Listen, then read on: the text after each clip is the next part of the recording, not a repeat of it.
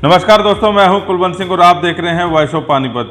BJP के लिए मैदान खाली और बीजेपी के नेता उत्साहित लग रहे हैं कि उनके सामने अभी तक का कोई भी खिलाड़ी मैदान में नहीं उतरा है और हर जगह बीजेपी ये कह रही है कि अब की बार 400 पार। बड़े बड़े पोस्टर, बड़े बड़े चैनलों पर ऐड, यूट्यूब, फेसबुक जहां पर खोलेंगे वहां पर यही नारा लग रहा है कि अब की बार मोदी, फिर से मोदी सरकार और अब की बार 400 पार। ये दो नारे जो हैं लगातार लग रहे हैं और बीजेपी के लिए ठीक अच्छी बात भी है कि क्योंकि उम्मीदवार जो है अभी तक कोई मैदान में नहीं उतरा है। लेकिन अभी सूचना ये है कि कांग्रेस जो है लिस्ट जारी कर सकती है। लिस्ट में नाम थे वो आप पिछली वीडियो में देख भी रहे हैं कि किन किन लोगों के जो है नाम हो सकते हैं। उस लिस्ट में चौंकाने वाले नाम जो है वो भी आ सकते हैं। लेकिन बड़ी बात यह है कि अगर करनाल लोकसभा में कोई कमज़ोर कैंडिडेट मैदान में उतारा गया तो सीधी सादी जो लोग कह रहे हैं कि सीधा साधा कांग्रेस और बीजेपी का गठबंधन है, क्योंकि कमज़ोर कैंडिडेट कहीं ना कहीं उतारना ये बीजेपी के लिए बहुत बढ़िया बात हो सकती है। और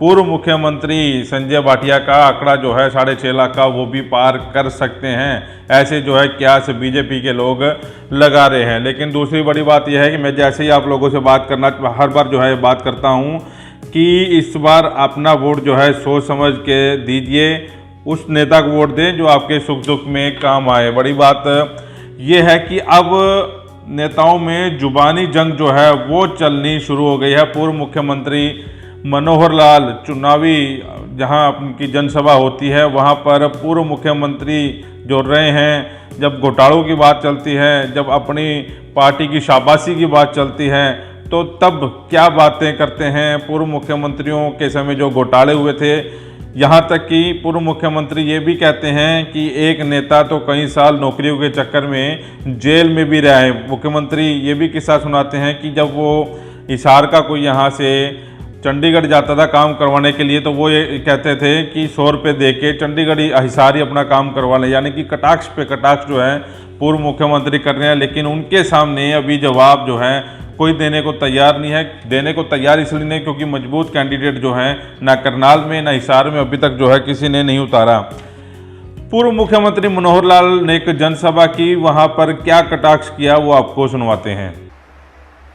बंसीलाल जी के राज में एक दिन अपने दफ्तर में ऊपर गया, भीड़ लगी हुई वहां। उसने पूछ लिया सारे कौन लोग हैं इतने भीड़ में आए हुए। बोले मास्टर आ रहे हैं सारे, ये बदलियां वास्ते आए हैं। पहला पता करो कि आज एंट्री किस किस की है, कार्ड निकलवाओ। और शाम को सारे मास्टर जो वहां पहुंचे थे सस्पेंड कर दिए। एक मुख्यमंत्री को तो 10 साल जेल काटनी पड़ गई नौकरियों के बिकने में। 10 साल जेल काटी है। कहते कोई कुछ भी, मैं तो बड़ा बेकसूर हूं जी, उसने तो जबरदस्ती मुझे केस बना दिया, अंदर कर दिया। आखिर केस बनाया किसी ने हो, फैसला तो जज ने सुनाया। आज हमको हाई कोर्ट, सुप्रीम कोर्ट के फैसलों की इज्जत करनी चाहिए। कुछ बात थी तभी सजा हुई ना। आज कोई एक पैसे का खोट निकाल के बता दो। अगर किसी ने दिए भी हों पैसे, नौकरी अपने आप भी मिल गई होगी। और पैसे दिए हों, आजकल ऐसे भी एजेंट खड़े हो गए हैं कि 20 आदमियों से पैसे ले लो, जिनकी नौकरी लग जाए जेब में रख लो, जिनकी नहीं लगे उसको वापस कर दो। वाह जी वाह, बड़ा ईमानदार आदमी है, इसने नौकरी लगवाई, पैसे ले ली। मेरा कहना है कि किसी को देने की जरूरत नहीं है। पैसों के कारण से किसी की नौकरी लगेगी, उसकी योग्यता, उसकी मेरिट ये है तो नौकरी लगेगी, नहीं तो नहीं लगेगी। तो आपने सुना पूर्व मुख्यमंत्री मनोहर लाल क्या कह रहे हैं। ओम प्रकाश चौटाला पर कटाक्ष कर रहे हैं कि नौकरी के बदले उनको जो है जेल में जाना पड़ा, जबकि उनकी जो पार्टी है बिना पर्ची और बिना खर्ची के लोगों को नौकरियां दे रही हैं और आगे जो है देती रहेगी। अब बात करें, जगह जगह पर जो है विरोध हो रहा है। जेजेपी के, बीजेपी के नेताओं का विरोध हो रहा है। अशोक तंवर का एक विरोध होते हुए एक वीडियो वायरल हुई। हालांकि वो वीडियो उनकी नहीं थी, अशोक तंवर को आगे आना पड़ा, चुनाव आयोग को शिकायत करनी पड़ी और कुछ यूट्यूबरों के और NSUI और आप पार्टी के जहां जिस हैंडल से वो वीडियो वायरल हुई उनके नाम जो है उन्होंने चुनाव आयोग में दिए हैं। और दुष्यंत चौटाला, दिग्विजय चौटाला, अजय चौटाला, पूर्व मुख्यमंत्री मनोहर लाल, इन सब के विरोध जो हैं वो हो रहे हैं। कौन है वो लोग, कौन है विरोध करने वाले? इनका सीधा साधा आरोप है या तो वो कांग्रेस के हो सकते हैं या जो है दूसरी पार्टियों के हो सकते हैं जो विरोध कर रहे हैं। इसी बीच दीपेंद्र हुड्डा का बयान भी सामने आता है। दीपेंद्र हुड्डा साहब ये कह रहे हैं कि विरोध करना अच्छी बात है, लेकिन सीधी सादी एक बात कह रहे हैं कि विरोध यहाँ ना करें, विरोध जो है वोट से करें, इनको लोकसभा या विधानसभा ना भेजें। ये विरोध करके, इस विरोध को ऐसे करके दिखाएं कि ये लोग घर पे बैठ जाएं। दीपेंद्र हुड्डा का भी बयान आपको सुनवाते हैं। जेजेपी जो कह रही है कि उनको गांव में एंटर करने से रोकने में या कोई भी, तो उस पर मैं अपनी बात पहले भी कह चुका हूं, मैं दोबारा रिपीट करना चाहता हूं। आज जो नाराजगी का सामना दुष्यंत चौटाला जी को, अजय चौटाला जी को, भाजपा के सभी उम्मीदवारों को जो गांव में शहरों में जा रहे हैं और नाराजगी का सामना करना पड़ रहा है, लोगों की भावनाएं हम समझ सकते हैं, क्योंकि सरकार ने 5 साल केवल प्रदेश को लूटने का काम किया और हर वर्ग को अपमानित करने का काम किया, कोई काम हुआ नहीं प्रदेश में। लेकिन मैं प्रदेशवासियों से यही अपनी ओर से कहना चाहता हूं कि ये जो नाराजगी है, इसको अपने दिल में, इस गुस्से को अपने दिल में रखें और इस नाराजगी का इजहार जब मतदान हो हरियाणा में, वोट की चोट से इस नाराजगी का इजहार करें।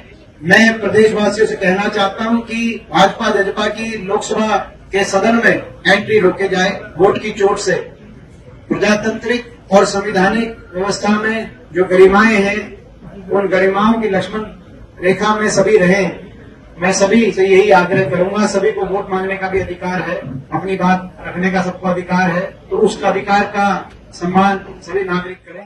तो हुड्डा साहब कह रहे हैं कि इनका विरोध ऐसे ना करें, क्योंकि लोकतंत्र में वोट मांगने का सबको अधिकार है, लेकिन गुस्सा जो है उन वोटरों में भरा पड़ा है जो 5 साल तक उन नेताओं का इंतजार करते रहे, जो जीत कर मैदान छोड़कर चले गए, मैदान में वो दोबारा वापस न आए। अब आप देख भी सकते होंगे जगह जगह वीडियो जो है वो आती है, कोई नेता अपने सिर पे हाथ रखवा रहा है, कोई पैरों में हाथ लगा रहा है, कोई लंबा लेट रहा है, कोई कह रहा है कि हमारी 1 वर्ष से सरकार आने दो। जेजेपी वाले ये कह रहे हैं कि बीजेपी के साथ हमने जाकर बहुत बड़ी गलती की थी। गलती का एहसास 4.5 साल बाद जेजेपी को हुआ कि हमने गलती जो है बीजेपी को की। जो नेता, जो विधायक 4.5 साल पार्टी में रहे हैं, अब उनको गलती का एहसास होने लगा है कि हम उस पार्टी के साथ गलत थे। जो जितने भी नेता हैं 4.5 साल 5 साल जो है पार्टी में रहे, ब्रजेंद्र सिंह की बात कर लीजिए, 4.5 साल बाद उनको एहसास हुआ कि वो तो गलत पार्टी में है। उनके लिए तो कांग्रेस पार्टी अच्छी है, जब वो कांग्रेस में नहीं थे उनके पिता, तब उनके लिए बीजेपी अच्छी हो गई थी।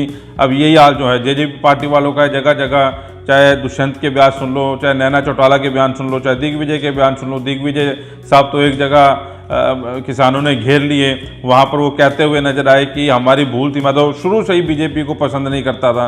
यानी कि पसंद नहीं करते तो 4.5 साल आप उनके साथ क्यों रहे?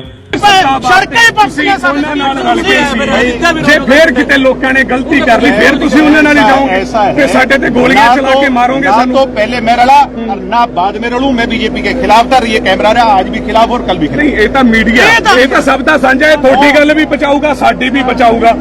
ਤੁਸੀਂ ਇਹ ਗੱਲ ਕਿਵੇਂ, ਖਿਲਾਫ ਵਾਲੀ ਕਿਹੜੀ ਗੱਲ ਸੀਗੀ ਉਹਨਾਂ ਦੇ, ਇਹ ਤਾਂ ਦੱਸੋ। मैं तो डट के खिलाफ था, मैं तो जिस दिन तुम्हारा आंदोलन हुआ ਤੁਸੀਂ ਬੈਰੀਕੇਡ ਖਿਲਾਉਣ ਕਿਉਂ ਨਹੀਂ ਆਏ?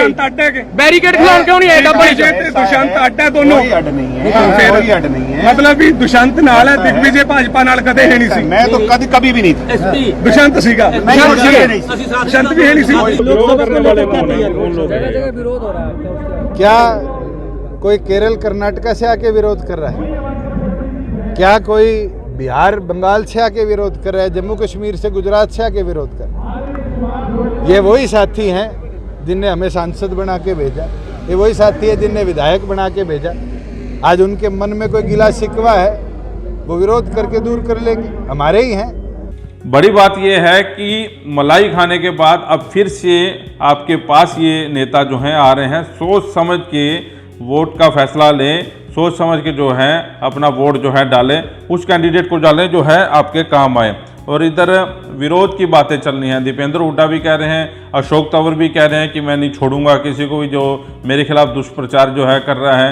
दिग्विजय साहब माफिया मांग रहे हैं, नैना चौटाला जो है माफिया मांग रही है इस बात को लेकर। लेकिन अब बड़ी बात है कि कांग्रेस किसको उम्मीदवार बनाने जा रही है, ये देखने वाली बात होगी। मजबूत कैंडिडेट उतारती है तो 4-6 का रेशो जो है वो होने वाला है। हो सकता है कि 4 सीटें जो हैं कांग्रेस अपने खाते में ले जाए और 6 सीटें जो है बीजेपी में चली जाए। ये अभी क्यास लगाए जा रहे हैं। अभी जैसे जैसे जो है कैंडिडेट मैदान में उतरेंगे, कौन सा कैंडिडेट कौन सी लोकसभा से होगा, उसके बाद सही एनालिसिस जो है हो पाएगा। लेकिन फिलहाल अभी बीजेपी खुशियां मना रही है, बीजेपी के लिए अच्छे दिन है। बीजेपी कह रही है कि उनका जो है कोई मुकाबला नहीं कर सकता। और अब की बार जो है 400 पार करेंगे। और हरियाणा में 10 की 10 सीटों की बात कर रहे हैं। 6 जो है उम्मीदवार आपको पता है कांग्रेस के उम्मीदवार हैं, 4 जो है इनके उम्मीदवार अपने हैं। और ये बातें जो है अभी आने वाले समय में हम लोग डिस्कस करेंगे। लेकिन फिलहाल अब ये है कि सोच समझ के अपना वोट दें और इन नेताओं के बयान जो है ध्यान से सुने और पुराने जो इनके बयान हैं वो ध्यान से सुना और उसके बाद जो है फैसला लेना।